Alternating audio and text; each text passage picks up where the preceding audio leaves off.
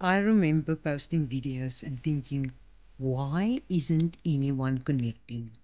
I had the right words, but the energy didn't match my belief. I was nervous, overthinking every sentence. Then one day I decided to stop focusing on perfection and start focusing on connection.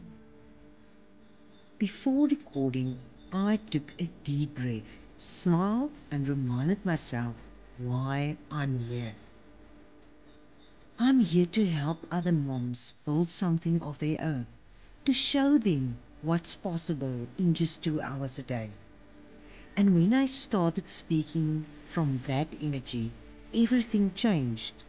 People started reaching out to me. They felt my heart, not just my message. So, Mom, if your audience isn't feeling your words yet, check your energy first. When your heart leads, your message lands.